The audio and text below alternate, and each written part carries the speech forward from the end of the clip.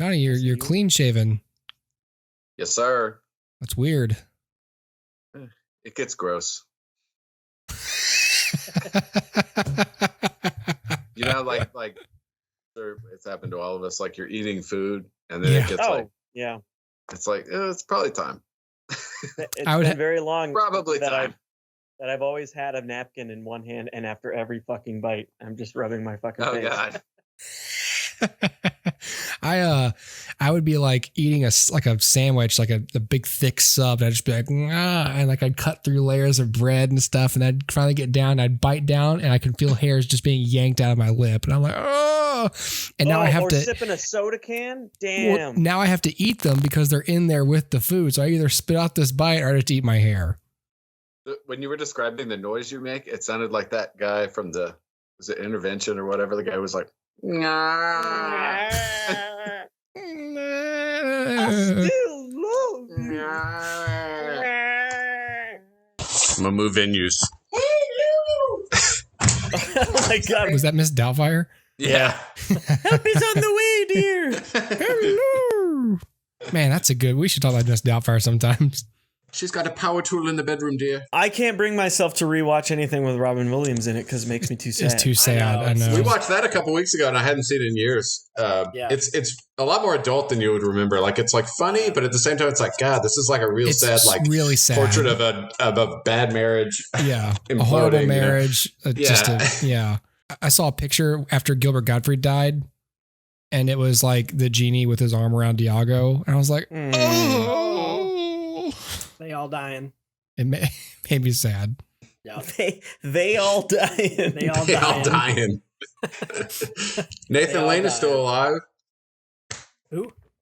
Nathan Lane. Oh, yeah, I got you. Who?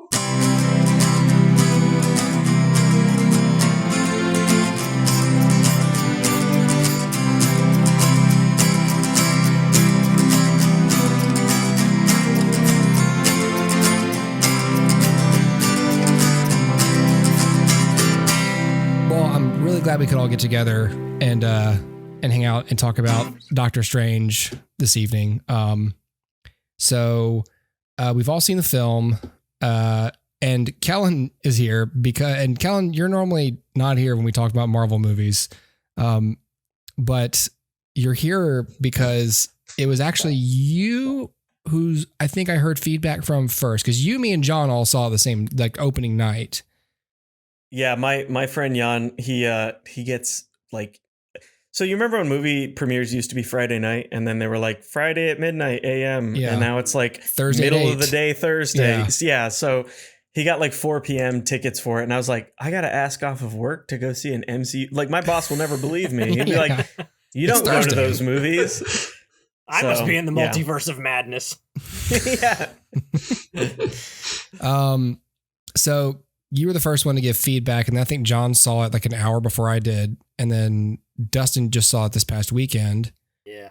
So by the time this episode's out, it's going to be probably the week before Memorial Day. So it will have been in theaters for almost a month. So I did want to talk really briefly about whether or not the four of us, non-spoilers, would recommend people see it. But I know that we can't really get into it. What I don't want to do is talk about the movie a full pass with no spoilers and then give it another full pass with spoilers, because then we're just going to hit the same beats. Sure. So I think it'd be more fun if we just went around and just briefly just said whether or not we'd recommend people go see it in the theater, and then we can just hit spoilers and talk about the stuff we want to talk about. Kellen, you go first since you saw it first. I got some relatively succinct for that. I would say there's like 3 tiers to it. If you're an MCU person, just see it because you're going to see it because you see everything. If you are a person who is burnt out on MCU films because you're like me and you feel like you're just seeing the same movie over and over again, at least this one has enough of a unique spin on it. And if you've ever liked Sam Raimi stuff in the past and you don't mind like a watered down version of it a little bit, or at least his little twist on some things in the MCU formula, go see it. And then if you just like don't give a crap, then you're probably not going to like it. So don't go see it. So That's 2 out of 3 suggest to go see. I guess that's a suggestion. John. Yeah, I would definitely recommend it. I think the only caveat I have with that is that I think this has been a problem with some Marvel films in the past, but there's a lot of baggage and things like that with this movie. So you would have had to have seen X amount of things before this to really grasp and understand what's happening. So with that caveat, if you're caught up on stuff, you'll enjoy it. And if you're not, it's going to be incredibly confusing. So, but I would recommend it. I'll say that I'm kind of approach it similar to you, Kellen, where it's like, Marvel fans are going to see it anyways. I think Sam Raimi fans will really enjoy it. It's very much a Sam Raimi movie in a lot of distinct ways. And I also agree that I think that although I don't recommend just dropping in on a random Marvel movie for an evening of entertainment, I think that it's excuse me. it's okay. I think that well, shit, I don't remember what I was saying. So, Dustin, my wife just sneezed that thought right out of my brain. So, Dustin, while I try to remember what the fuck I was about to say. So the way that I look at it is, if you're watching this for a recommendation, then you're not a Marvel fan, because Marvel fans have already seen it. If you're looking for a recommendation, you're probably somebody who is on the fence and's like, hey, I'm not super invested in this MCU thing, or I'm kind of invested, or I was invested at one point, now I'm not, that kind of thing.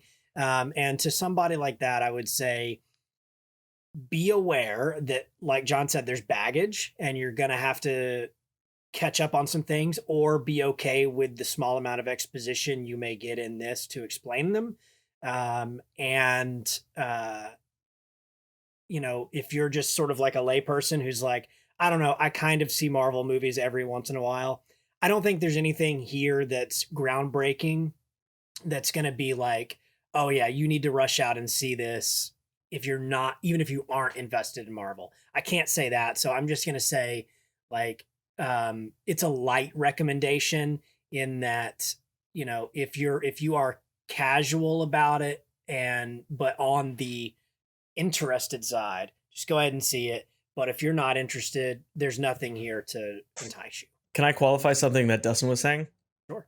As an MCU, or as a person who only dips in every now and then to the MCU, Mm-hmm. which is what I did for this film, I think the reason why I liked it more than normal is just that I was surprised by what I saw.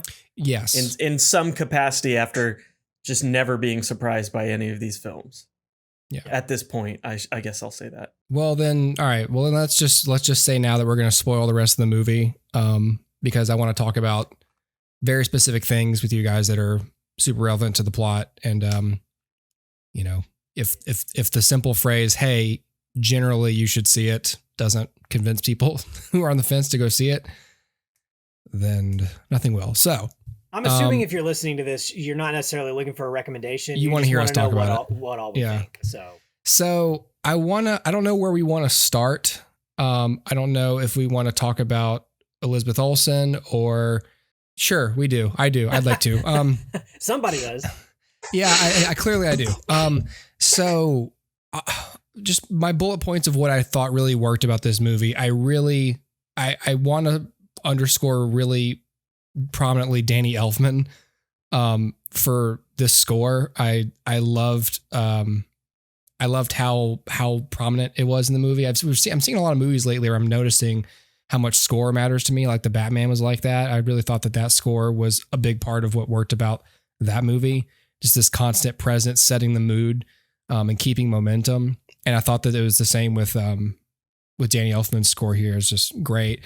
I loved these, I don't want to call them crash zooms, because they're not zooms, but they are like extremely fast dolly moves on characters in this movie. I thought was great. I loved Very Raimi. I loved the little campy jump scares that Raimi likes to do. And I really, to piggyback on Kellen's point, I really appreciated that I wouldn't call them necessarily like big stakes in this movie, but like I appreciate that there was a scene where Wanda just kills a bunch of superheroes, and it was pretty gruesome. Like it was the first time I've seen one of these movies where I thought, I don't know if I can show this to my kids quite yet. You know, a little too graphic, a little too sinister. And so that leads me to my main point that I guess I wanted to bring up, which was I'm still wrestling with how I feel about Wanda's actions in this movie. You know, you come off the show where you feel like she has not quite resolved what's going on with her and her loss and all the stuff that she's going through, but you feel that there's like maybe a lesson learned, like, okay, I took it too far. I should take a step back. But then again, at the end of WandaVision, she's going through the what's the name of the evil, the Necronomicon, the Darkhold. The Darkhold. And clearly using it to study the multiverse and manipulate stuff. And so I'm torn. I'm of two minds. Part of me is like, I hate that this character is just a full blown villain now who, you know, so definitively kind of turns her back on the values of the group that she's in, the Avengers. But then another part of me is like, I don't know, I kind of like it because it's more interesting than a random like, hello, I'm the villain. I'll be here for this movie and then I'll be gone. And I have silly reasons to oppose the protagonist. So the thing that kind of jumped into my mind is maybe you guys know this, but I stopped watching WandaVision in the middle of the finale because it just turned into like a, you know, vision on vision laser fight. And I was just like, something came up and I just never went and finished it.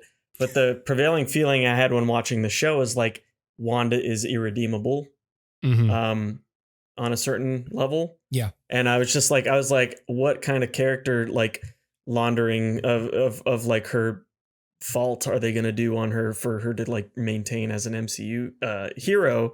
And then when I watched this movie, I didn't know that she was the villain. And I was also like, oh, at least they stuck it out, you know? Yeah. I mean, I'm kind of torn as well because she has been around for so long and was presented as a hero throughout most of that time. But at the same time, I think it was interesting because halfway through the movie, I kept expecting like, when is the real villain going to show up? And then it like you reach a certain point, and you're like, oh, she is the villain in this film. Like, and I thought like, again, these films usually play it pretty safe, even when they take risks. It's not like, you know, an incredible risk, but it was a bold move to have her be the straight up antagonist for this movie and do the things that she did throughout her journey in this movie. So I respect it. Anytime that the MCU kind of like was said before, anytime it surprises me, I think that's good because it's been around for so long. There have been so many of these movies, and the Scarlet Witch up until WandaVision was kind of, you know, she was there, but it would be hard to define any big characteristics for her. So I don't know. It was interesting, and it elevated that character in a way that hadn't been done before. And I thought Elizabeth Olsen was really good. And I'm sure she loved playing something a little different, you know, and if this is the last time that we see that character, you know, I wouldn't be upset about that because it's a hell of a way to go out for that performance and that whole character. So. Yeah, and I mostly agree. I mean, I think coming off of WandaVision, I wanted her story to continue. I wanted her arc to continue. And anytime that a character is given an arc over multiple films in this franchise, it's great because a lot of times characters can stagnate in a franchise like this. So allowing her to continue that story was great and unexpected. I also did not know she was the villain of this. I just kind of stayed away from all the marketing. So I didn't know. I don't know if that was revealed or not. But I didn't know that. So it was cool to see that. I think ultimately it does feel like we're missing a piece, like between WandaVision and this. I would have loved to see her be further pulled in the evil direction, or at least struggling with some sort of like shame of what it was that she had done. And, you know, we get a quick glimpse of it when we're in spoilers. So when Professor Xavier enters her mind that Wanda's still in there under the rubble, so to speak, Had we seen more of that, I think maybe that missing piece wouldn't have been felt so heavily. But to me, it did feel like we skipped over the struggle of turning evil, and then she just was evil. So it's a double-edged sword, because I love that she is, and they stuck out this character arc, but it feels like we're missing a piece of it. And do I think this is the last time we'll see her? Probably not. Would I be okay if it was? Yes and no. I think she's an interesting character, and this film proved that she has a great power set. And after having watched WandaVision, I expected her to be around for quite some time. Like, they invested an entire series for her. Like, she's going to be around for a while, I thought. So I'm okay with it story wise. I'm also not okay with it, but I do think that it was fun to watch, and I think that the way they showed visually what her powers were was far more interesting in this at times than ever in WandaVision. Because at the end of WandaVision, like Kellen said, it just becomes like a laser battle. And in this, there's that really cool moment that stuck out where she's searching all of the soldiers in Carmitage to figure out who can I talk into letting me in. Like, that's a really cool sequence. And so stuff like that I really enjoyed. And if we're talking about her powers, that's the standout stuff, even if I felt like sometimes the power level was up and down. Like, she's super powerful, then this shouldn't be a problem, but then it becomes a problem for a few minutes, and then like, oh, but then this, it was strange how her power level bounced, it seemed like. But having said that, like, there were some really cool moments in there. I think what I really wanted was to see more of Wanda struggling in this film. Like I said, we saw a little bit of it, but my mind goes to what is probably the best cinematic interpretation of being possessed by a thing, and kind of falling to it, is the Lord of the Rings. And we see Frodo struggle with this for movies, these 3 films where he's just being pulled apart by this ring. If we had seen something similar from the Darkhold for her, I think that would have gone a long way. So that's what I'm missing, I think, out of it.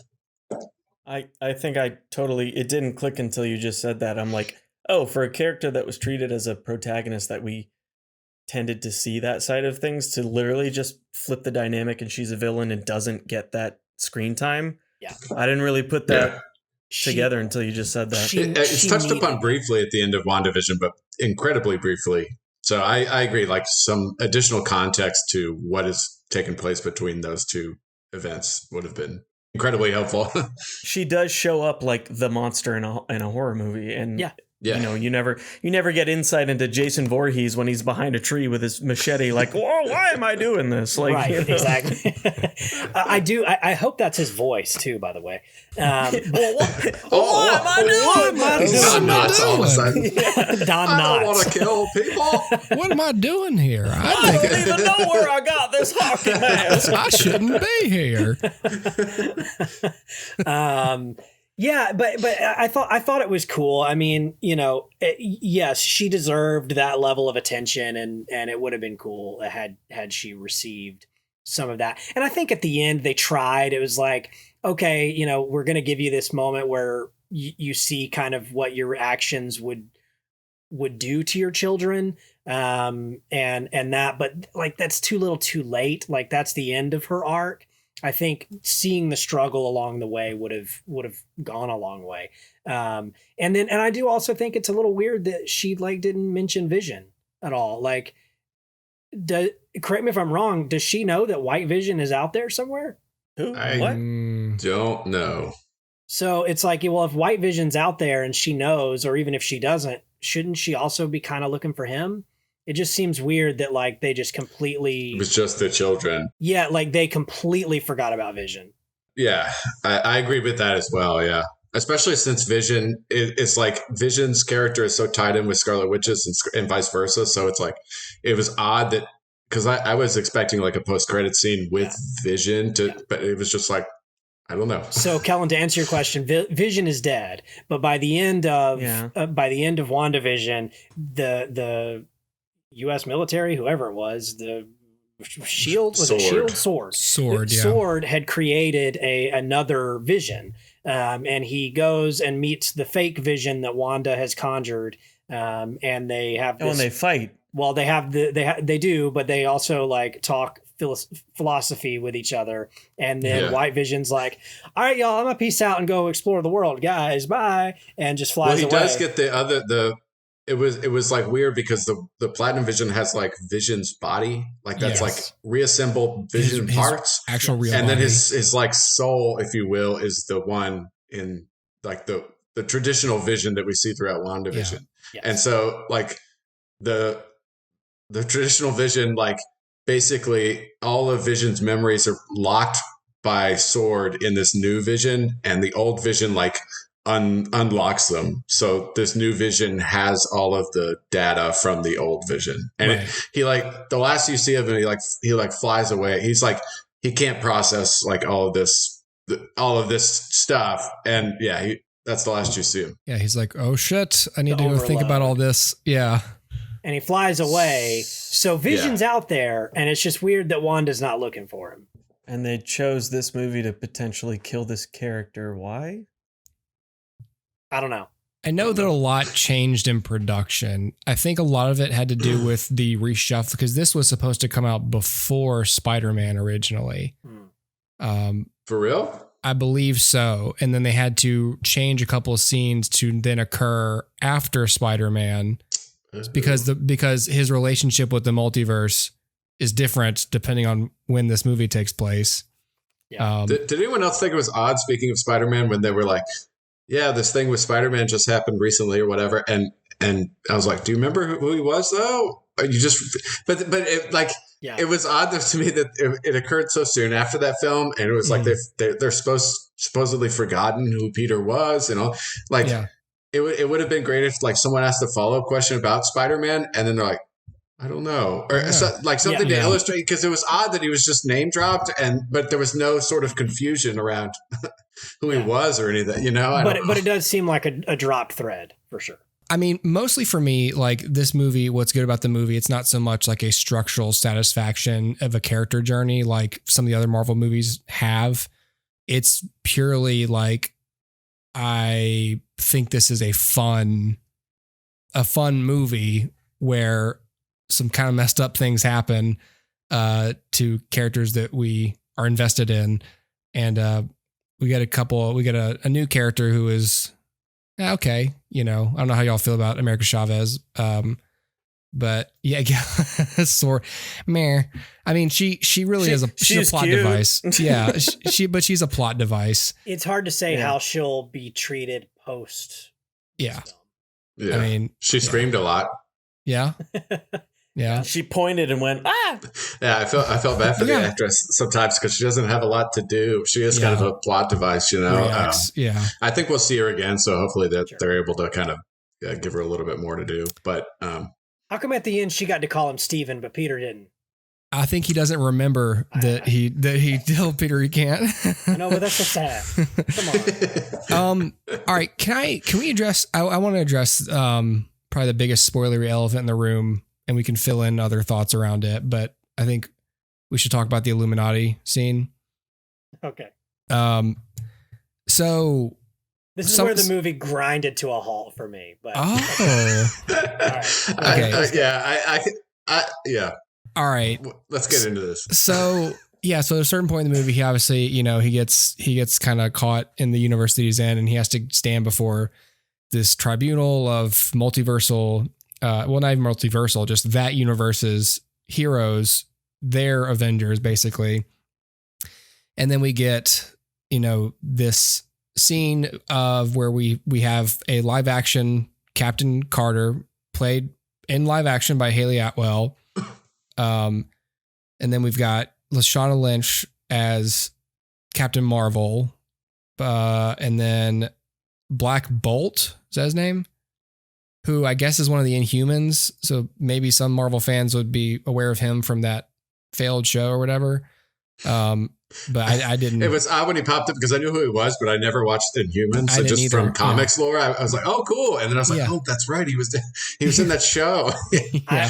I don't know that I ever knew this show existed until afterwards. I was like, oh, I missed this. And then, I've never seen any of it. I have no interest in, even after this, looking at it. But of course, they explain what he can do fairly quickly. So it was like, oh, that's fine, cool. Yeah. And then we've got Reed Richards, played by John Krasinski. So I'll just give my thoughts real quick on those people showing up. And you forgot. Sorry. So and then his yellow scooter. Yeah, his yellow scooter. Yeah, the comics accurate. Yeah. Get the fuck over here, Charles. Charles, my helmet. Charles, my helmet. My suit's so tight. So seeing those actors as those characters. I think I saw one of the TV spots after the fact, and so I saw the British shield being thrown. I was like, geez, they just sort of let people know that Captain Carter was in this movie. So I like that their appearance is brief. I'll just give my thoughts sort of just kind of going, they're not really that organized. I like that the scene, that their appearance in the movie is limited to this one scene,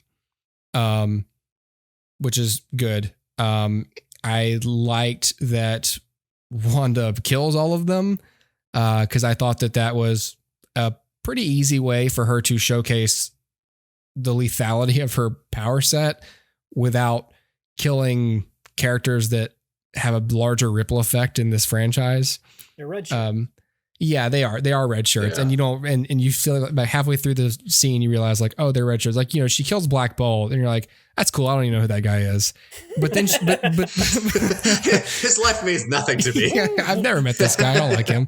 But then she peels Reed Richards apart. That's like, oh, okay. Because like string cheese. And it's like, I think a lot of people think that he is now Reed Richards, like in this new Fantastic Four movie, like, oh, he's in this movie, so he's going to be Reed Richards in that movie, which has not been addressed or confirmed, which I think is just them testing the waters. If it was him, they would come out and say announced it.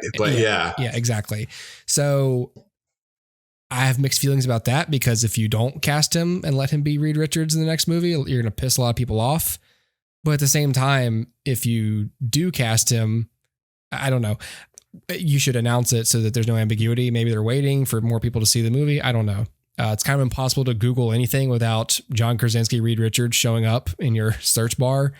And we also forgot to mention that a version of Mordo is also on the Illuminati as well. Yeah. But that's by the same. But that's right. Yeah. But like I was Bordeaux.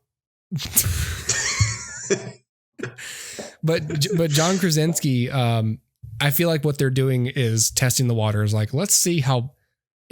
Like, I feel like they've cast him, and they're going like, unless the reaction to this is really bad, we'll go ahead and announce this in like 6 weeks. That's what I think. I think they're testing the waters. I think they're doing a whole leaked Joker scene with this Reed Richards casting in this movie. That's what I think, at least. And then with Charles Xavier, it was really nice to see him, even though he was like, I'm done as Professor Xavier. But the reason I'm cool with all of this is because this scene is limited to this movie. There's no indication that we're going to get more movies where we're going to have Captain Carter and Charles Xavier and Black Bolt, like in other universes. Like, it just seemed like a fun throwback or, callback to What If, a chance for Hayley Atwell to actually put the costume on and do some stuff. And the same for Lashana Lynch, just Captain Marvel, give her something to do, a moment to shine, have some powers instead of just being in a movie. And then now I'm dead. Like now I died and dying off screen with like some horrible illness, I think it was. So there's that. McGregor syndrome. What? It's like a comic book illnesses. Oh, see, I didn't know whether or not to laugh because I didn't know if that was like a real disease. No, it's not a real thing. I want to be like, ha, ha, ha, and then be like, no, my uncle has it. Wait, wasn't that what the Red Letter Media joked about Alfred having in the Batman and Robin comic? He has it in Batman and Robin. That's what it was? That's what it was. McGregor syndrome? Okay. Yeah. McGregor syndrome. So I don't know how y'all felt about that scene, about the casting, about the use, about the length, Dustin, about the utility within the story. I thought it was fun, but I can see where any of you guys might have issues with it. Let me just say this. Think of this. So instead of the characters that we see, I think it would have been so much more effective from a narrative standpoint if the Illuminati was made up of characters that we knew. And I understand that maybe like certain people don't want to come back or whatever, but it would have been so much better for me if she was killing people that she knew. Like if let's say Tony Stark and Steve Rogers. At Clint Barton, whoever, right?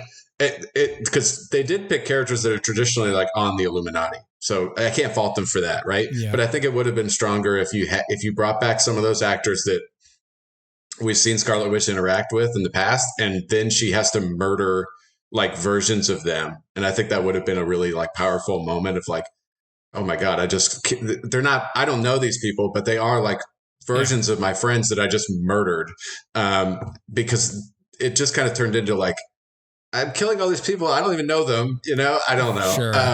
And I like, it's odd because I've seen every one of these movies except Eternals in theaters. And you used to go see them and it would be like, maybe once every 3 films, there'd be a moment where the audience would cheer. Yeah. Right. And ever since Endgame, it's just like the audience is just like cheering for everything, regardless of whether or not it deserves any sort of applause. It's like, oh, this is this character's name. And you can't hear dialogue for seconds afterwards because the entire theater is just people on Wikipedia read who Black Bolt was 5 minutes before they went into the movie so they could seem like they knew. Right. So that whole scene was like, woo, over and over. And it was like, oh God. And it felt a little fan servicey to me. I didn't like John Krasinski as Reed Richards, and I get that maybe he won't be Reed going forward. I kind of hope not. I just saw John Krasinski. So did I. Which is no fault of his, really, but I don't know. But I will say I did like they really went with like the grotesque deaths. It almost felt like the Infinity Gauntlet comic storyline, like where she flipped his mouth around. That happens to Star Fox in the Infinity Gauntlet comic storyline. She removes his mouth, and Reed Richards being like Reed being pulled apart felt like something that was from that storyline. It was like that, so I appreciated that. And again, it definitely cemented her as the villain of the film, right? She is murdering all these innocent people. Yeah. It was also funny because she's murdered everyone, and then Xavier rolls in and he's like, stop. And someone in my theater just went, no.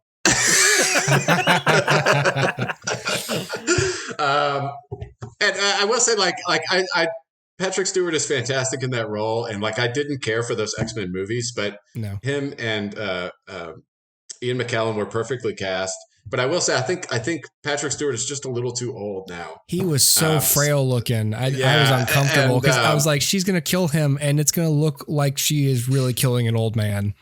Yeah. We've seen him die like 15 times in the X-Men franchise. Good Lord. But this one was all like, imagine what this looked like to someone standing in the room, right? Like he just goes, stop. And he rolls up to her. And then 3 seconds later, he just leans over. I would love to see a clip of that in real time, minus the stuff in the head. I want someone America's on YouTube. POV. Yeah. Just stop. Oh,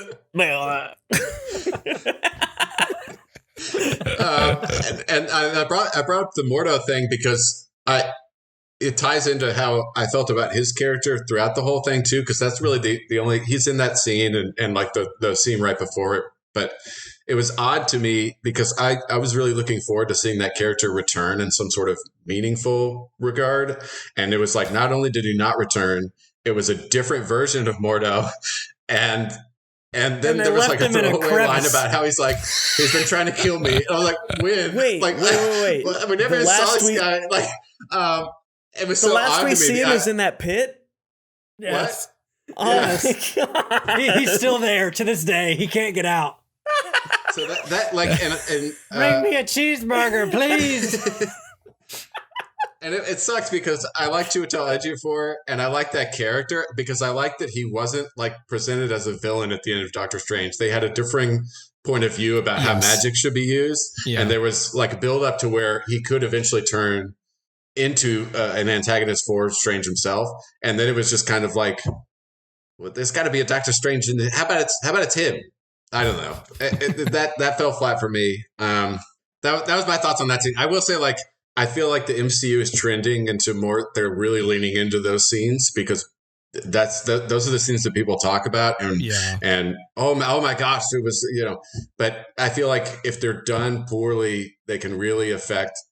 Like Dustin said, it can kind of like grind the film to a halt, and it's just like hit after hit of like, here's this character, and here's Charles Xavier and Reed Richards. Isn't this cool? And I don't know. Here's the scene everyone's gonna put on YouTube. Yeah, exactly. So I will say, if I had to pick like one scene out of the movie that didn't really quite work for me, it would be that one. And it wasn't bad. It was just I felt like it could have been done better and less gimmicky, if that makes sense.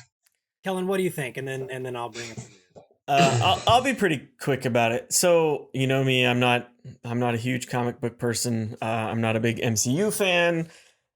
So like when they do this kind of fan surfacey stuff, it doesn't do anything for me. But the scene is it's curious because it's both one of the reasons why I like the movie more than I usually like these films, and it's also one of the worst indicators of where things are going. So the reason why I dug it is because I've never gone to an MCU movie and been surprised by a level of violence or a level of like tolerance for kind of grotesque things. It's just not something you expect to happen. So I think they took the very, very easy way out by making it not only characters we haven't seen before. We've seen plenty of these characters before, but not consequential, like John was saying, for the MCU. I thought it was a cop out. It was basically like, yeah, we're going to throw some extra violence in here because like, ooh, Sam Raimi, ooh. But we're going to make it be people that like showed up just for this to get like obliterated. Again, I had no idea who. Black Bolt. That guy. McGregor syndrome. I had no idea who that was. I'm sure I'm not the only one that was just like, oh, they did this in The Matrix. He has no mouth, and then his head exploded. So I appreciated it for what it brought to the film in terms of what surprised me, but I also looked at it and went, well, that was an easy way out. So I give it props, but also like take the props immediately back.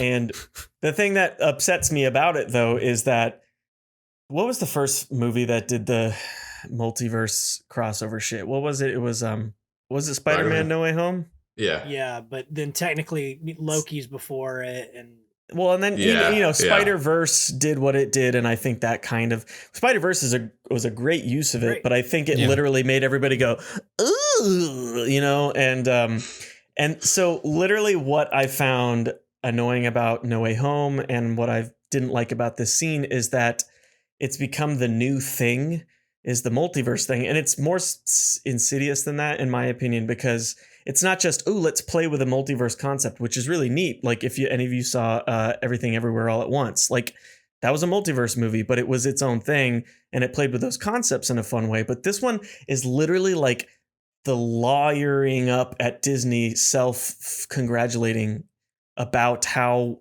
we own all of this crap. We have all of this like persuasion to get these characters into this film, and it to me it just literally felt like Disney being like, we own everything. and I hated that element of it, and I hated that in Spider-Man, and I hated that in this. And even if they do something fun and nifty with it, it's just gross to me. I don't know. I thought it worked better in Spider-Man, but even that wasn't perfect.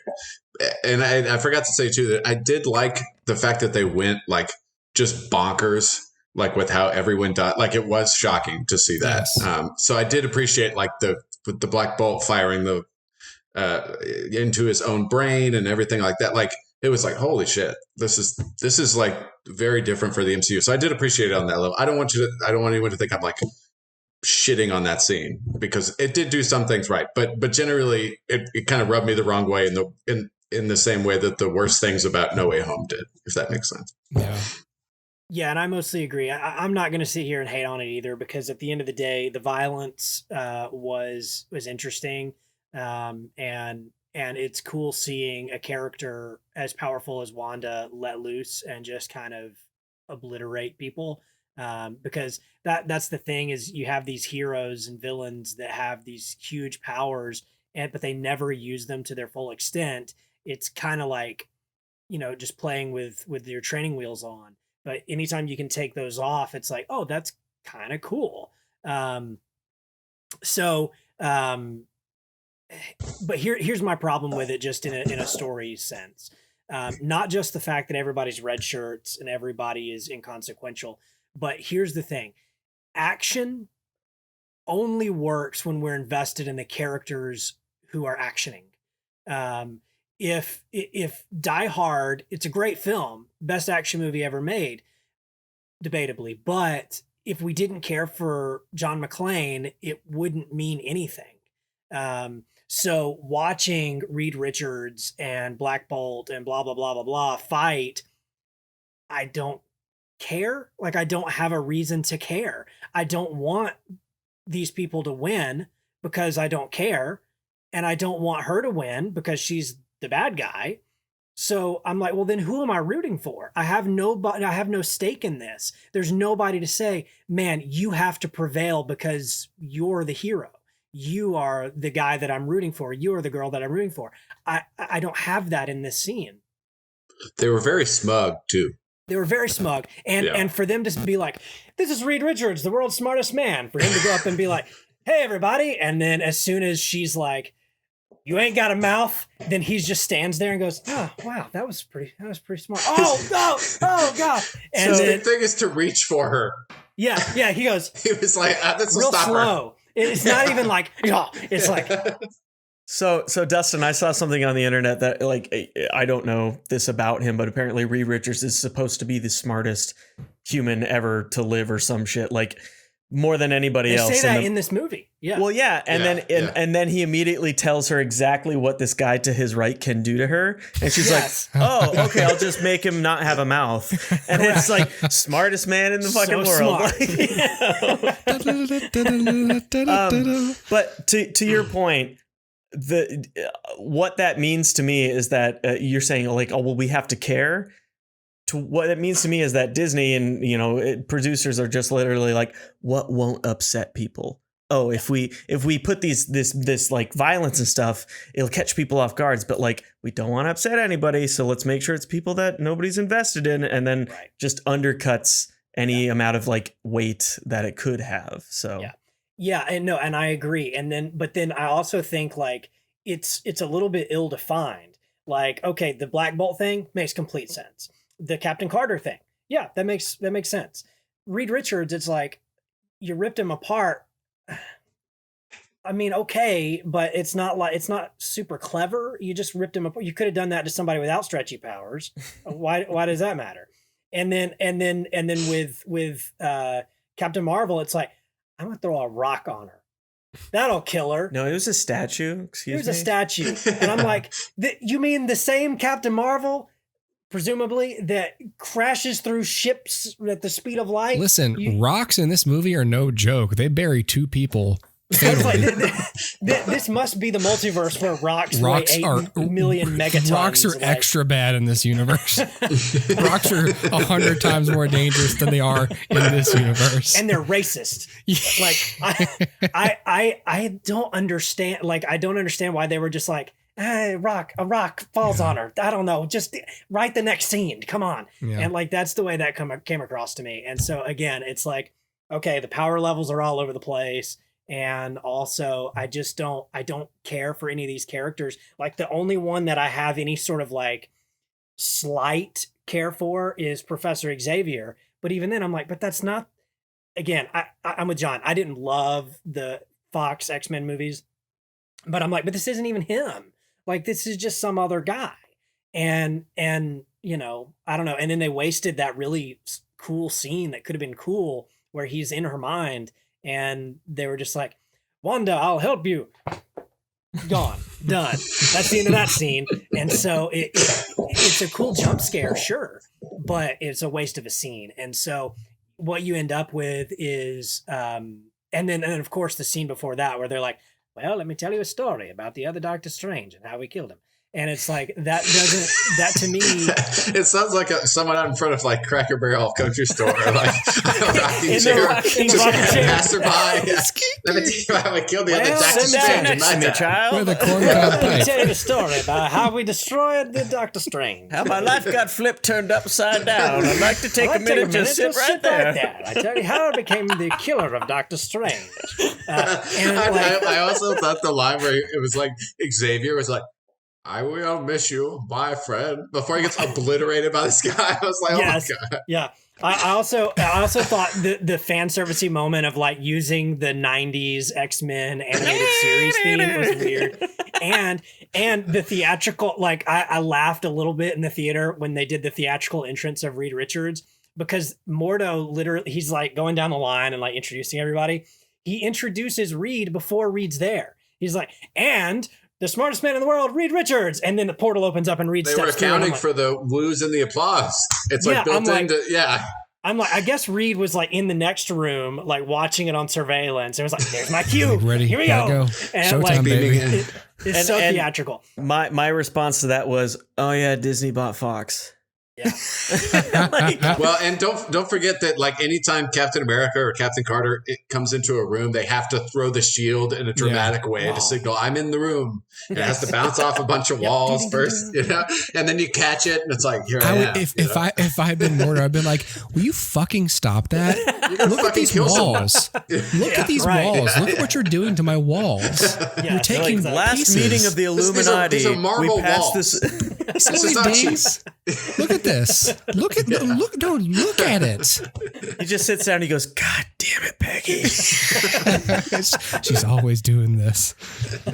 She's got an axe to grind with the marble walls. Yeah.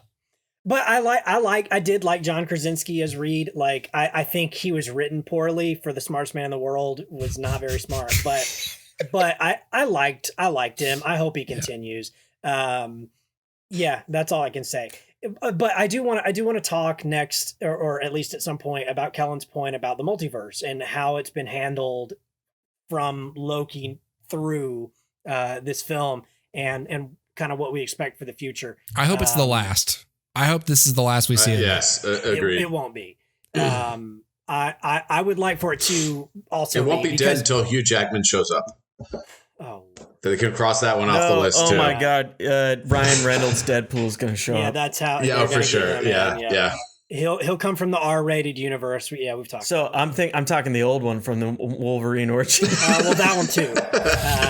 Bring back Taylor Kitsch. Taylor Kitsch, yes. Yeah. So look, here's the deal. I think that multiverse may be one of the worst things to ever happen to comics. It to me is kind of the laziest Hot way. take. It's a cool idea. I'll give you that. What about McGregor syndrome? But how many people has that killed? I want to go to the universe where everybody's got it.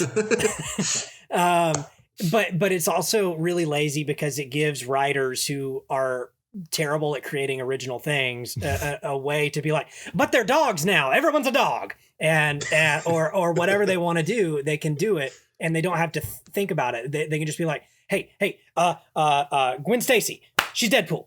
It's like you can just do anything that you want.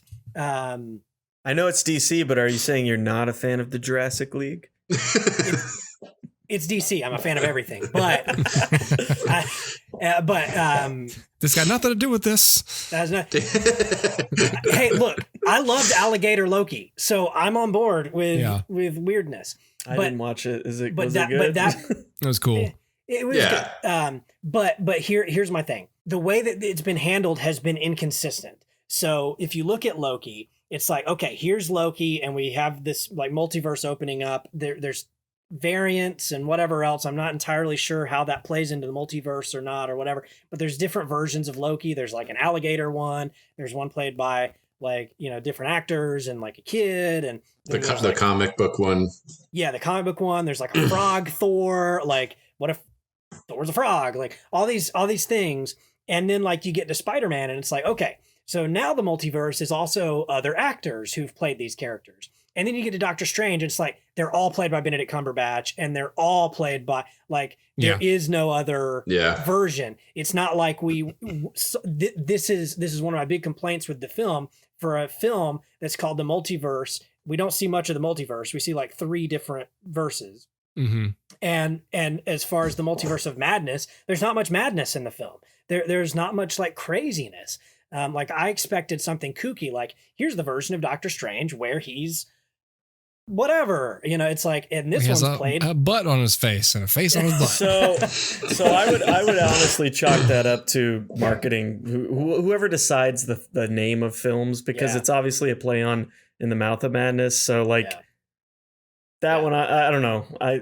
Sam Raimi madness pun. I don't know. Yeah, go for it. Also, I thought this film was onto something very clever while we're talking about titles, because this whole time I thought the film was called Doctor Strange and the Multiverse of Madness. Multiverse of Madness. Well, that's stupid, because if it was and the Multiverse of Madness is an acronym for mom, so it's like Doctor Strange and the mom, and then the mom is the Scarlet Witch. And that would have been cool and clever. Doctor Strange and the Mom. That's a different movie. What if it's like James Bond in, GoldenEye or something like that? What if all of Doctor Strange's movies now, if Spider-Man's got home for some whatever freaking reason, Doctor Strange is going to be in stuff. I'm Doctor Strange. I'm in everything. Don't say don't it. Hooper. You're trying. We're moving right past it. You said and mom, and I was gonna say the next one's gonna be called Doctor Strange and your mom. Sorry. How crass. This is a family show. Anyway, so derailed there. But as far as the multiverse goes, like it seems inconsistent, and I wish for this film, which I always assumed was going to, maybe this is my fault, I always assumed this was going to be like our biggest, most exhaustive look at the multiverse. It's weird that we got it in like one little montage, and everything else was just like, this world has the Illuminati and lots of flowers. This world is just a different one. We're made of paint in this one. This one's paint. This one's paint. I don't know. It was a letdown for me, because we only really saw like 2 or 3, like they only went to 2 or 3 places in the multiverse. And I really wanted like the montage where they go like to all the different multiverses, and but it didn't happen. But anyway, it didn't happen yet. But that's my problem. Mom and too. But I think that like we just need to figure out the multiverse, because either your multiversal selves don't look like you, or they do, or it's both, or sometimes they're reptiles and other actors who've never played the character before. But if that's the case, then I would expect in each iteration to see that. Like, okay, Spider-Man No Way Home. Well, here's Donald Glover as Spider-Man, right? It's like, oh, okay, this is an actor who's never played it before. And also here's the Spider-Man who is Spider-Ham, right? I know it's already been done, but you know what I'm saying? And then like, oh, and then here in Multiverse of Madness, here's the Doctor Strange who's played by Tom Cruise, and the Christine Palmer who's played by Hulk Hogan. And like, then you have like, just weird stuff is what I'm going for here. Yeah. I just don't feel like that it lived up to its promise. There would have been a really cool, because like some of these MCU actors were brought in for other roles. Like it would have been fun to see Tom Hiddleston as Thor and Chris Hemsworth as Loki in one of these things, because since they were brought in to be interchangeable for those roles before they decided who should be who. Yeah. Like stuff like that would be, I mean, maybe that's more of an SNL skit, where like you get like a dozen of like the MCU actors and say, all right, Scarlett Johansson, you're going to play Tony Stark. All right, Downey, you're going to play, I don't know, Hawkeye. You know what I mean? Like let's just see your interpretation of these characters, like as a fun thing. So maybe that's gimmicky, but ultimately we do also have to understand that the multiverse is inherently a gimmicky thing. Yeah. And right. in in the Infinity Saga, it felt like everything was building to Thanos. In this, it's like, okay, we've got the multiverse, but we also have like all of these other things that are happening, like the Eternals and the Celestials. And then we've got, all just, there's just too much happening for it to feel cohesive again. Well, so that actually was something I was thinking about bringing up is the idea that they're trying to separate these things more now that so they can like do more different interesting things. Like imagine taking a superhero that's more conducive to something darker, grittier, or whatever like that, and like Daredevil. going it with it in that direction so that they don't have to fucking link up anymore. Or are they just going to do such a crappy, tenuous job of doing it while still saying it's all a cohesive universe, even if they're not building back up towards another big bad that they're going to bring everything together for again? Like, what's worse, for things to go do different things, or to all have to play by the same rules on the same playground so that they can come back together? Like, I think for me, like once they announced those Disney Plus shows, the whole thing changed because it suddenly you have like this steady stream of content throughout the year. And when they initially announced those like 4 shows, I think it was first, it was like, oh, cool. Okay. And then the announcements just like keep coming. And it's like shows.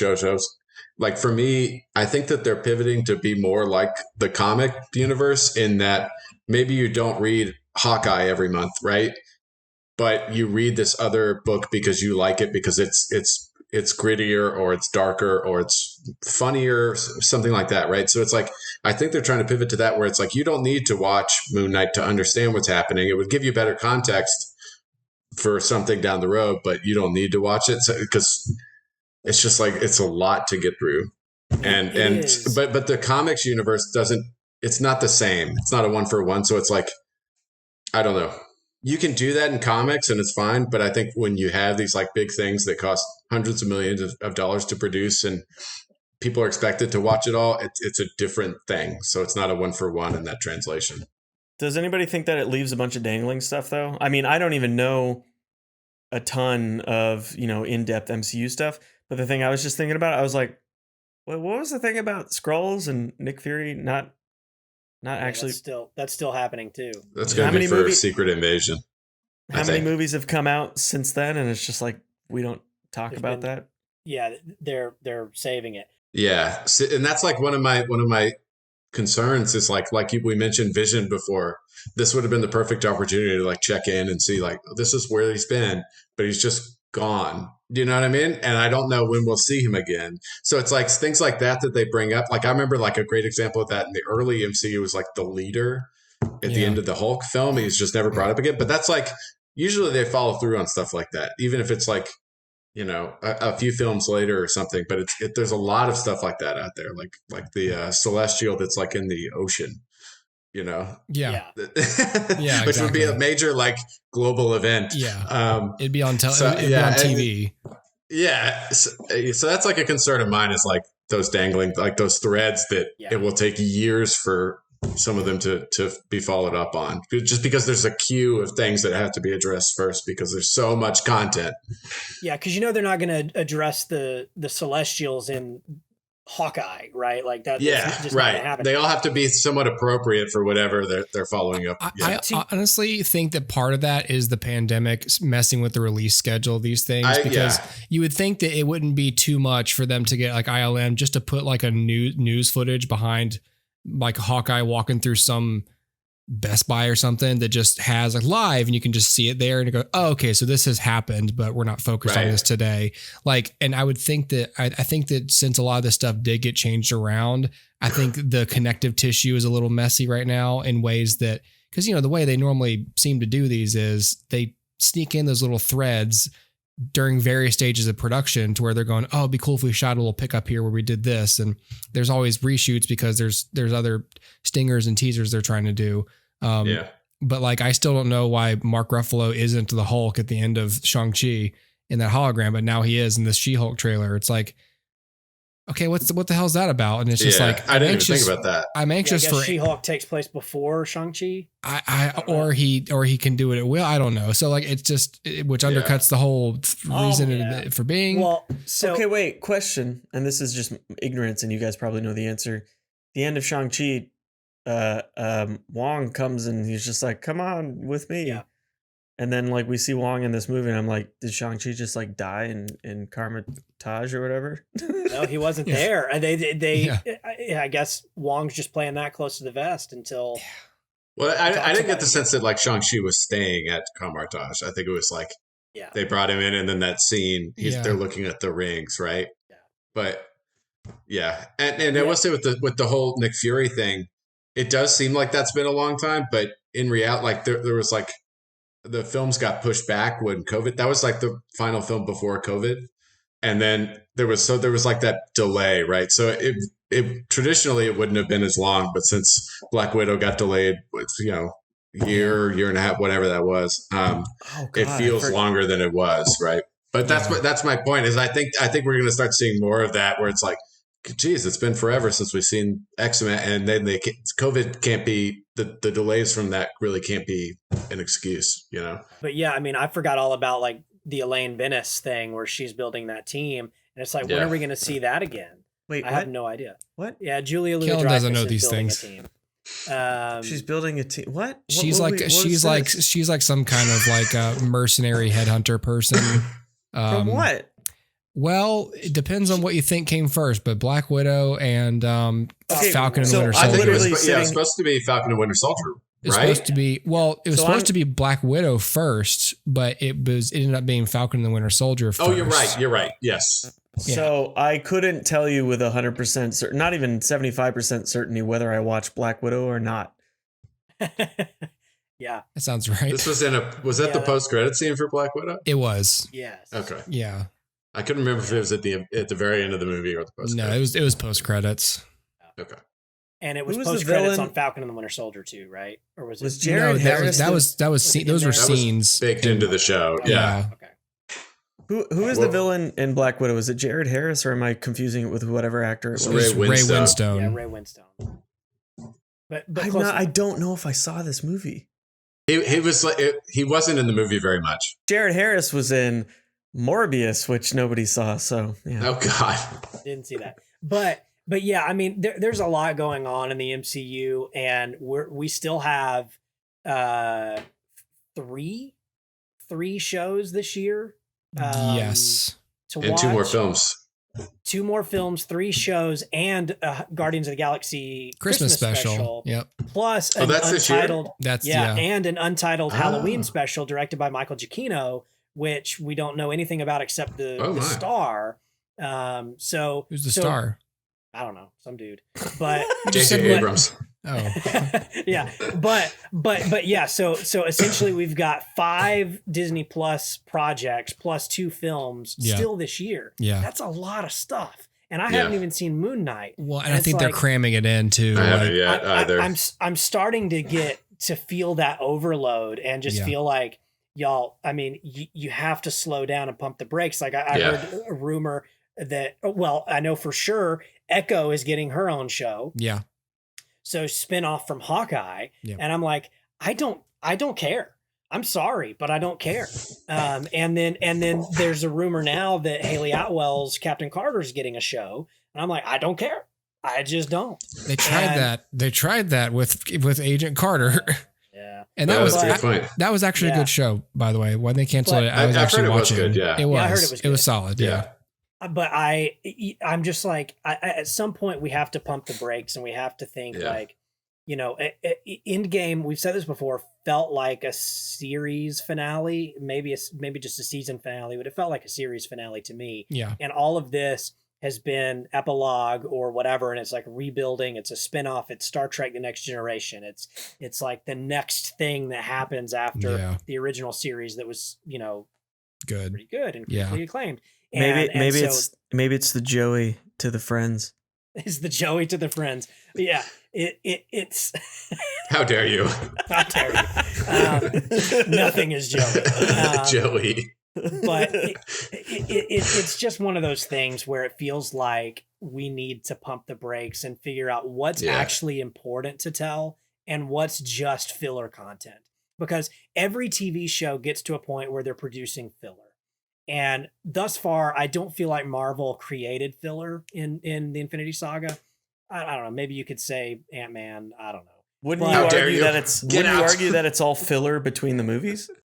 In the Infinity Saga, there wasn't anything in between the movies. Yeah, but I'm saying the shows now kind of feel like they are filler. Well, yeah, for the that's movies. what I'm saying. Yeah. That's what I'm saying okay. is that they're producing filler content now, and it's starting to feel like it's just content for content's sake. And like, I liked Loki, but I'll be the first to admit it's detached. It doesn't mean anything. It exists as exposition and as backstory and explanation to the multiverse, which they've since ignored, and it's a launching point for Kang, which I think that I mean, we've talked about this before, but like, I think that the Disney Plus shows are just a way for them to one, you know, I mean, obviously lure in subscribers, but the creative utility of those shows to me is, here's just a lot more character centric stuff that would have been hard to get people to come to a theater to see. And to where we don't have to lean as heavily on spectacle. What I've liked about the Disney Plus shows so far are how often they don't contain large action sequences as their main set pieces. Like Moon Knight, the best parts of Moon Knight to me are the psychological drama of that show. And not so much like, here's the fights, here's Moon Knight fighting this, and now here's Moon Knight fighting these guys. And, you know, it's much more like some stuff I'm not going to get into because y'all haven't seen the series. But those sorts of things, to me, what they serve are more as, let's introduce and develop these characters in a more fleshed out way so that when people see the movies, we can skip the introductions to these people. We don't have to do a Moon Knight film. We can just have him show up in a movie and people know who he is and generally what he's about if they've been watching. And we don't have to waste real estate on either horrible rushed character development or long plotting, time-consuming character development for multiple characters in an ensemble movie. So that sort of tells me that unless it's franchise characters like Doctor Strange or Captain Marvel that we're going to do movies on where their name is in the title, most of these movies are going to be some sort of team up or ensemble. And I think they're thinking the less time we have to spend on introducing people, the better. And that combined with pandemic lag to where, well, now we've got all these shows done because we finished shooting them and now they're all in post. And so we're just going to like vomit them out to you. And, you know, and of course, like, I mean, Dustin, I think like months ago, we were talking about, before we went on hiatus, before our kids were born, we were talking about how slammed this slate was this year because the last year and a half hadn't been, because they kept having to push it. And we were like, my God, there's like 12 things, you know, all happening in succession. That's just going to be a lot of things. It's true. I think here's my thing, because I completely understand that and see that as a storytelling advantage to say like, okay, let's take a lesser known character, flesh them out, and then bring them into the films, and we don't have to do all of that. But here's the problem with that. A couple things. One, you're now sacrificing introduction of characters because there are people who won't watch Moon Knight and they won't see the introduction of a character now. And that feels weird to me. And then the second thing is, like, that feels like something you shouldn't be pushing off. That should be mainlined. You should be introduced in the most seen thing and then fleshed out later if that's what you want to do, but introduced where the most eyes are going to be. It makes me wonder, how important is this character? Like, okay, you're going to introduce them so that you can use them later. Why are they important later? Prove to me that they're going to be important later, because like Moon Knight, okay, well, when's he going to show up again? Are there any solid plans for him to show up again? Not that I'm aware of, maybe, but if we need to wait 5 years for Avengers 4 or whatever, 5, for it to show up, for him to show up, and it's like, well, that's a long ways away. Why did we have to do it now? And why is the important for Avengers 5 so important that we had to introduce him before and we couldn't do that in the film proper? It starts to feel like you're introducing a lot of characters here, Marvel. Like, you had a lot of characters, you're introducing a lot more, and I love world building, but they all have to do something. They can't just exist. Like Echo, you're telling me she's going to be as important as all the other characters? I have a hard time believing that. Would it be the worst thing in the world if they just got a show and just didn't show up in the movies? Like, I don't know. It wouldn't be the worst thing in the world, but because here's an example, right? So if we compare this in media to the Bruce Timm Justice League stuff over on the DC side of things, they eventually expanded the Justice League show into Justice League Unlimited. And in Justice League Unlimited, they broke the team up. So whereas Justice League was like the 7 members always in every episode, in Justice League Unlimited, they said, hey, this episode's just going to be Batman, Black Canary, and Vixen, right? And this episode's just going to be, and they would break the team up into interesting pairings, or do a solo episode. Like, this is a Batman episode. They did a whole Batman Beyond story in Justice League Unlimited, and it doesn't really include the other heroes. And so you have the potential here to do something similar where, okay, Avengers 5 may not bring everybody together, but it may bring, these 6 people together. And we're just going to cherry pick these 6. But then the problem is, so then what's the point of Moon Knight, or what's the point of Echo, or what's the point of Falcon and the Winter Soldier if they're not showing up in the team up films? To me, it's just content at that point. And if that product is not strong enough on its own, then that's the problem with it being not leading to a team up, right? Falcon and the Winter Soldier, to me, by the end of it, wasn't strong enough to not be leading to something. So to me, if it doesn't lead to anything, it's a failure. And that's how I would judge that is it a stepping stone, or is it just a product? And that's what I'm afraid of, is that a lot of these are just going to be a product. Hawkeye might just be a product. And that wouldn't be so bad if it meant that with the shows they were doing something, I don't know, genre based or something, or doing something drastically different between them. And it doesn't, I mean, I've only seen 2 of the series, so I couldn't speak to it, but it doesn't seem like they're, they might go veer this way or this way, but none of them are doing crazy different things from one another. So, well, I will say, like WandaVision, for instance, I thought that justified itself as a show, and it did fall apart towards the end a little bit. It started out novel. Yeah, that was like, if they did more stuff like that. And I will say, I've enjoyed all the Disney Plus shows so far to varying degrees, right? I think WandaVision was great, and I like Loki a lot. And it's not the quality for me that's the issue. It's just the amount of it. There's always that risk of like too much of a good thing where you're just going to overwhelm people.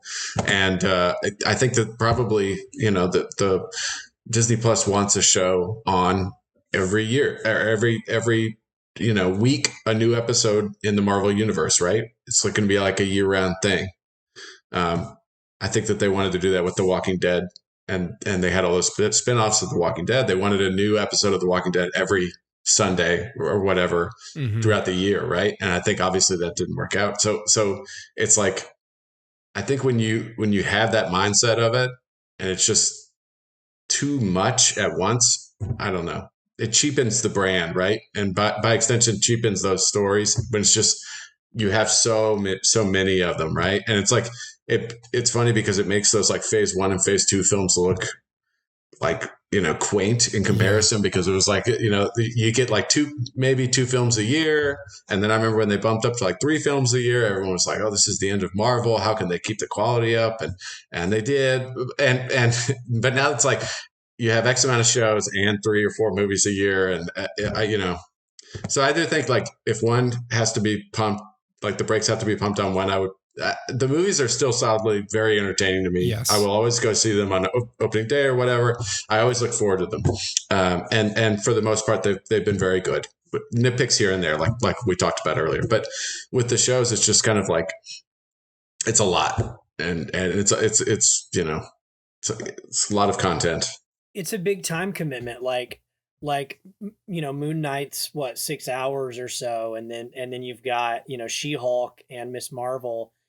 both of which I'm like, I don't really have much interest in these. And then, but do I need them? Like, do I need She-Hulk to know what happened to Hulk? Like, that's the question. And, yeah, I agree. It's just like, I don't know. I almost prefer for the films to do the heavy lifting story wise and character arc wise. Yeah. And, yeah, I don't know. It's just tough because I also know there's a lot of people, like I always think about the layperson and I think of like my parents. They're not going to watch the Disney shows. They haven't watched any of them. Yeah. So when if my dad asked, he won't. If he asked, should I go see Doctor Strange? I would have to be like, well, you haven't seen WandaVision. So I don't know if you would, if you could jump in. Like, I just don't know. I think, and I've said this before, but I think Marvel has crossed the threshold and decided like our content is for the fans now. And we're lucky that so much of the broad audience is fans, which is how we can financially justify sort of narrowing the scope of awareness of what these stories are. But there is always the risk of, there are still some people you're going to alienate, but I guess they've just looked at the analytics and been like, yeah, but like 90% of the people who watch our stuff watch all of it. And this is the problem. To be fair, this is not just an MCU problem. Like, this is the problem with comic books. Mm-hmm. The stories go on for ages, and suddenly I need to know something that happened in 1987 to understand a book in 1998. Like that it's crazy. Like, I remember being a kid and trying to read Superman, and they're referring back to, John Byrne's run in the 80s, and I'm like, I wasn't alive. I don't know. right. And so it's that sort of problem where at a certain point you just have to say, we're making it for the fans.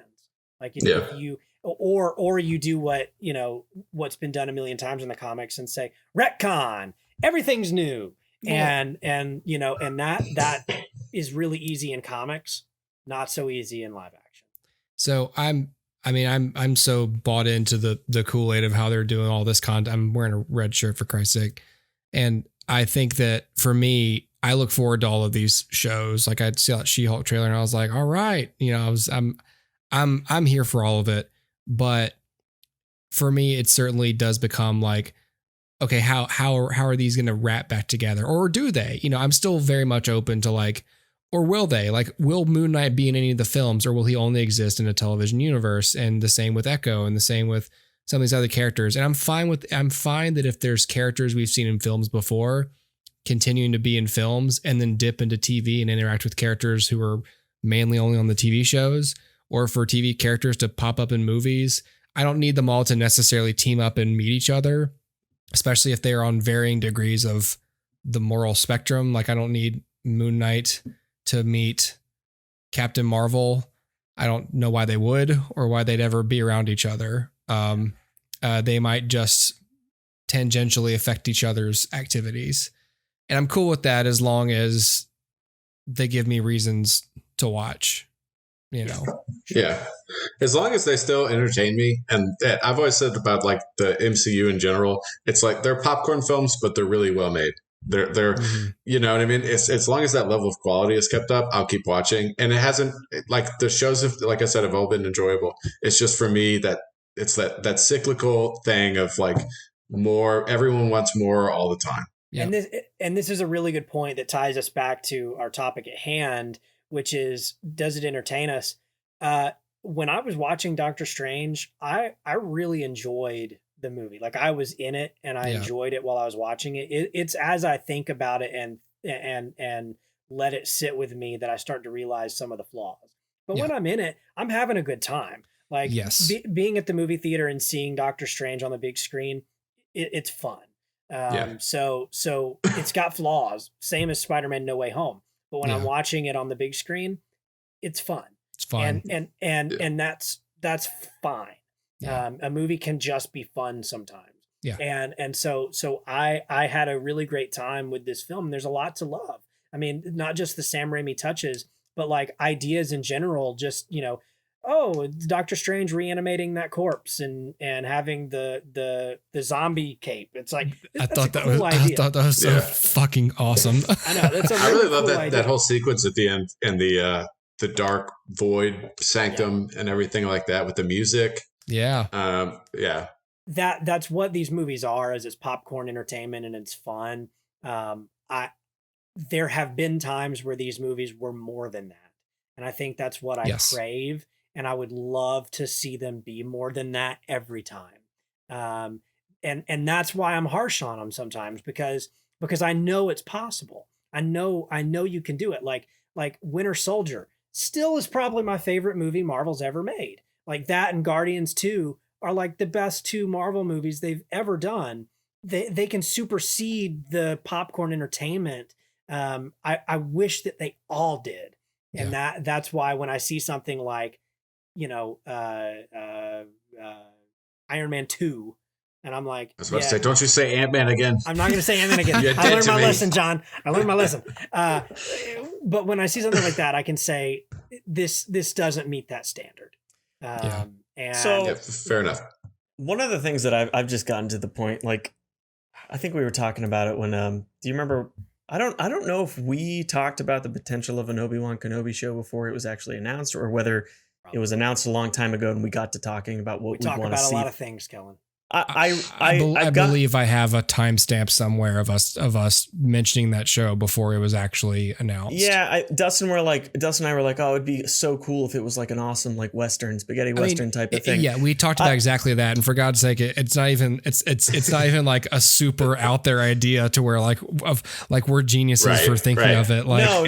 It's the only way to do the show and make it halfway interesting. And then they said, we agree.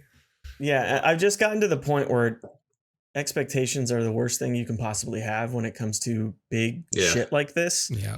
And all that it means is that, do I just want to see something that's like that with the set dressing of these characters? Or do I just want to see a movie that's like that and I don't really want to see these movies? Like, I don't know. I've gotten more comfortable with the fact that like these just aren't for me. I don't need to talk shit about them all the time just because they're not what I want to watch anymore. Yeah. So that's kind of where I'm at, where I think that's just too lofty of an expectation on your part, Dustin. And I totally agree with you, but I just don't think there's any way that you can get that with a broad mass appeal that they need to get return on investment. I just don't think it's a thing. I think you're probably right, unfortunately. And, I'd like to believe that somewhere there's a multiverse out there where like there's artists sitting around and coming up with like stories that are meaningful and thoughtful and well conceived and and they mean something to the people telling them. They are, but they're just not selling their scripts. That's all that's. Yeah. But it's true. And I mean, this is the way, I mean, it's no secret how I feel about DC, but then like, you're right. Like expectations are my own worst enemy because I'm never going to actually like a DC movie. I'm sorry. Like I don't think I'm ever going to like one again. And that's partially because like the Nolan movies I did like to a point, and the Batman I like to a point. But at the end of the day, none of them are giving me what I want, what I expect it to be. And that's a problem, I think, as a creative neurodivergent dude who's like sitting here thinking up stories all the time for Superman to go on adventures. It's like when you give me a Superman movie, I'm always going to be like, nah, that ain't my Superman. This ain't my Superman movie. Not my Superman. And like, that's always going to be me. So expectations are my own worst enemy. And like, that's a good point. I hadn't thought about it that way, but it's true. Like, that's why, I wasn't here when you guys reviewed the Batman, but like Kellen and I talked about it a little bit. And one of the refrains of our conversation was like, yeah, but they can't do the cool stuff now.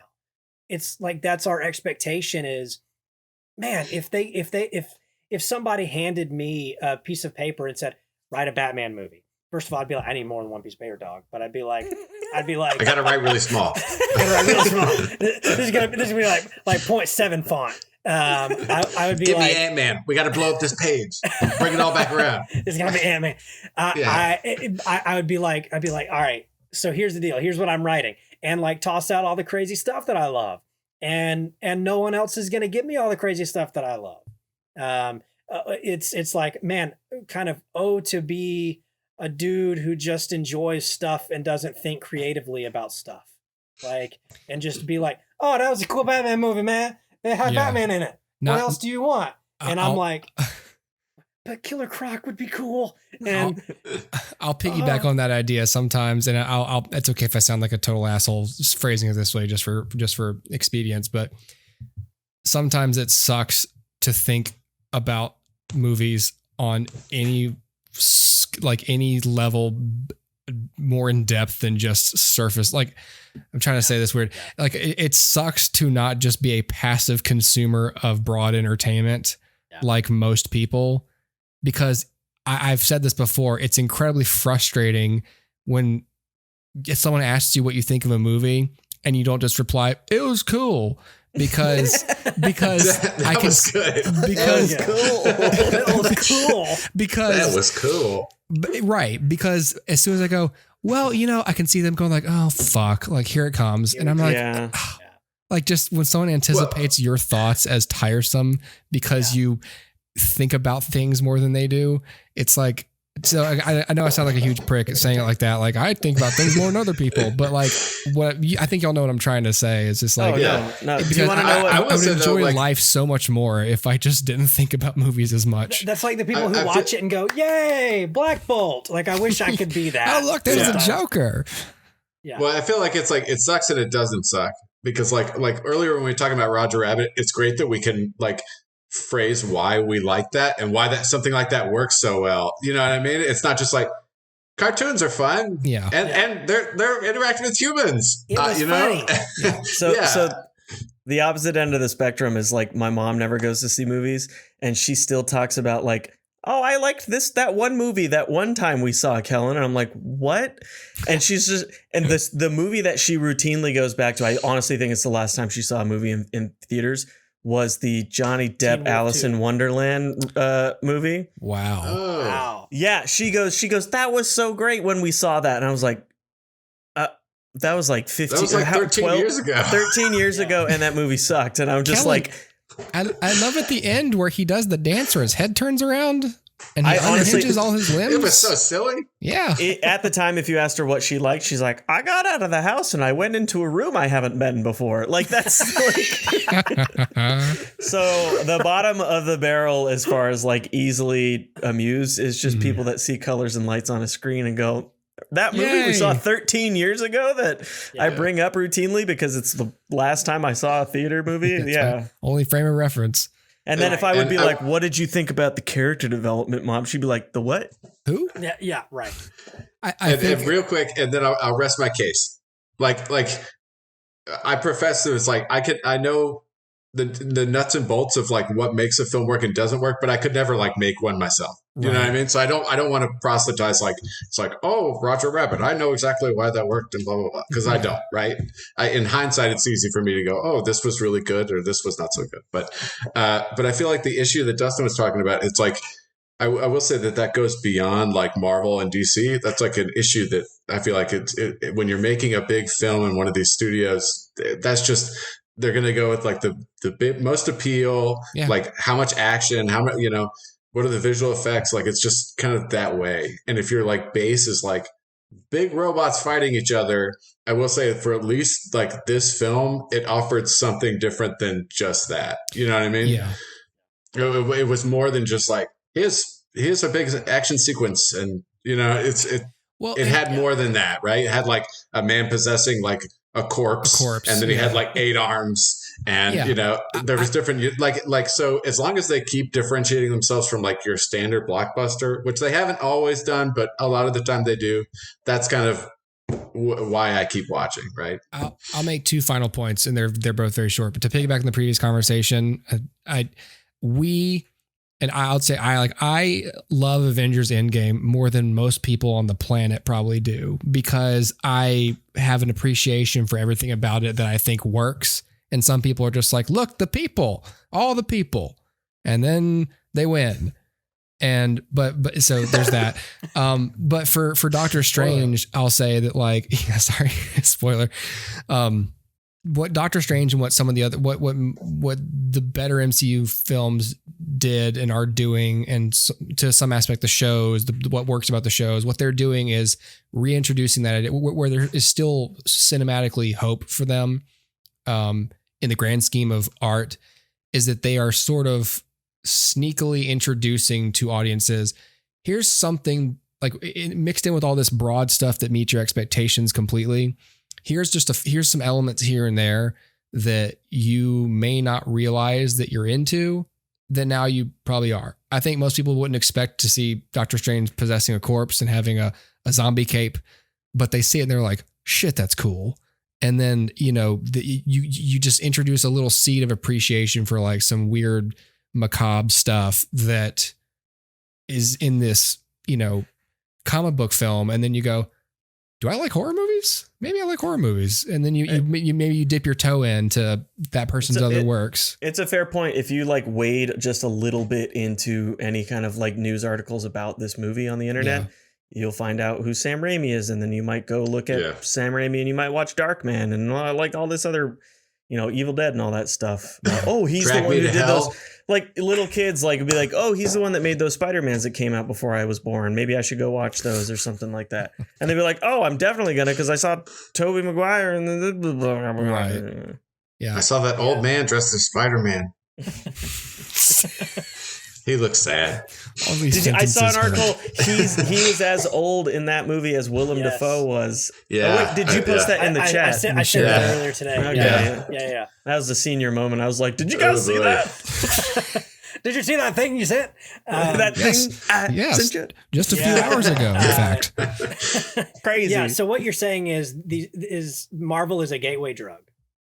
Pretty much. Like, these movies are made by people who love movies. I mean, and they are very clear about, what got them into movie making. And a lot of it is genre filmmaking, like Star Wars and other stuff. And some of it is a little bit different, like James Gunn, like that guy, Roger Corman. So like, there's a lot of weird shit that informs how he likes to approach story, but it works for what that man has been through and how he likes to express his art.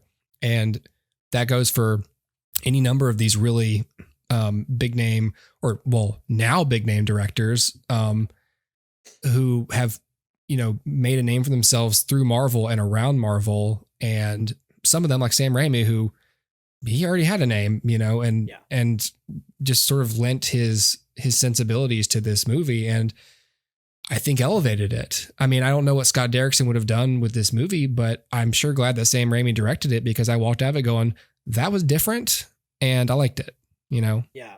Agreed. It's a very good point, Hooper. And it's something that I think is underrated is it was through blockbuster film that I got into more obscure things, and why I still go back and watch old movies. Like I watched, one this week from 1941. It's like, I enjoy the art of cinema, and it wouldn't have, without tracking that line down of like, I love Jurassic Park, I love Steven Spielberg. Steven Spielberg made this other movie and he was inspired by Alfred Hitchcock. Let me go check out Alfred. And like following that rabbit trail down, it's really what inspires people to be the next generation of filmmakers.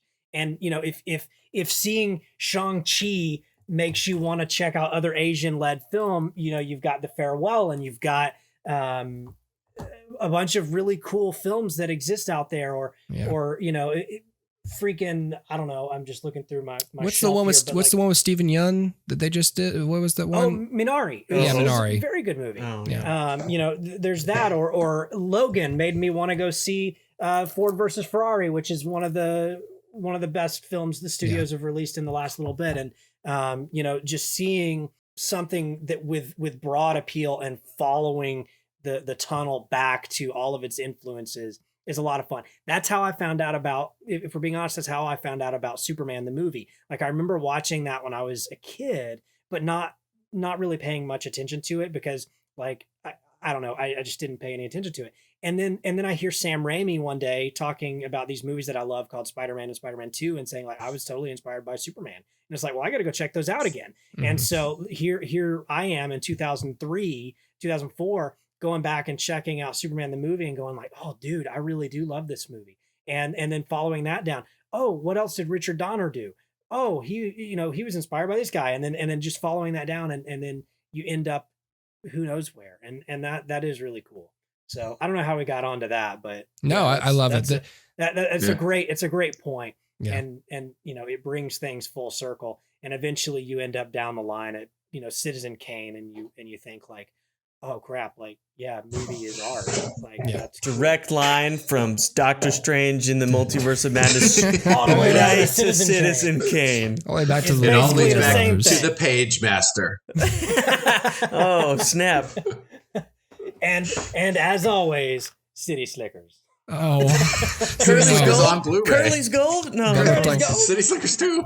City Slickers too.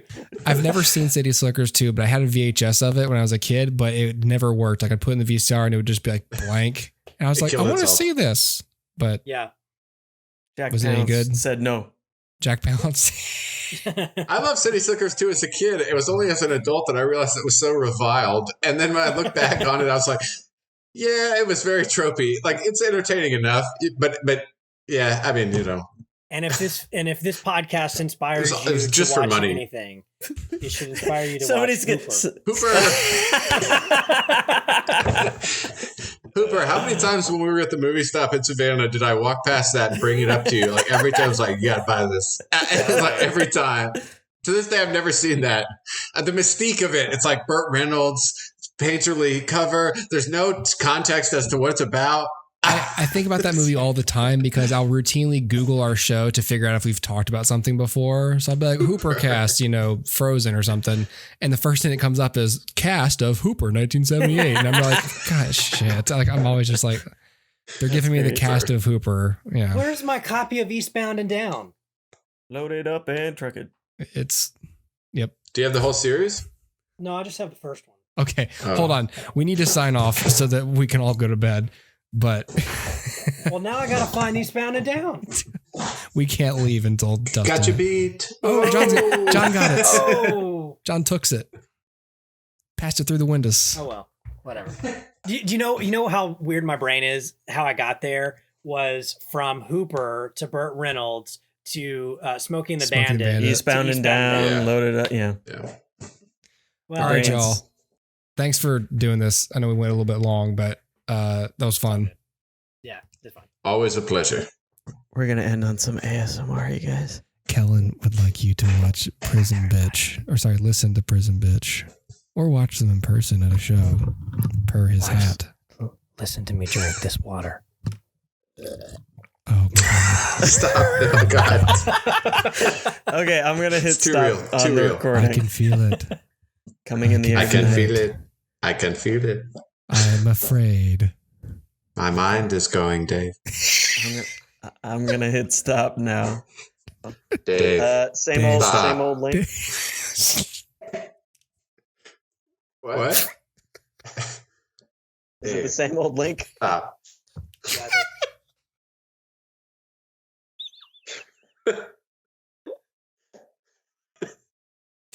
It's not even funny. It's like I'm laughing because he's laughing.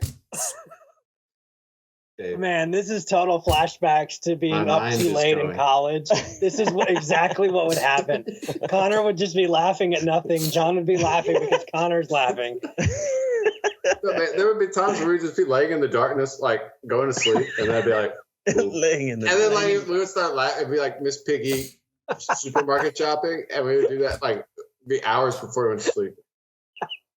What do you mean, Miss Piggy supermarket? Like we shop? would just go like Hooper's really great. He could just like come up with these bizarre scenarios and just like fully commit to them, and they're funny. It's like that doesn't sound funny, but when he's doing the voice and he's like picking up some peas to eat, and stuff like that. Yeah.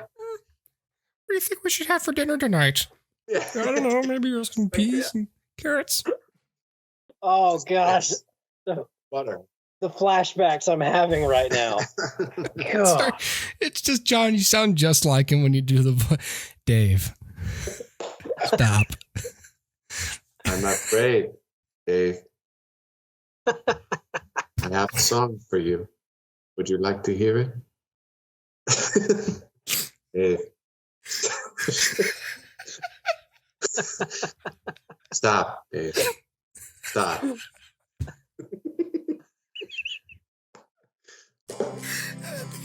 I just think it's funny because you're Okay. saying the word stop. Stop.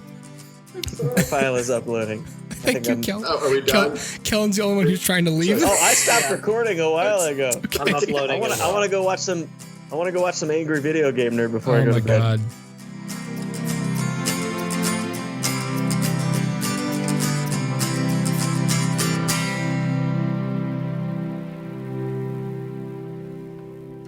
Dave, stop.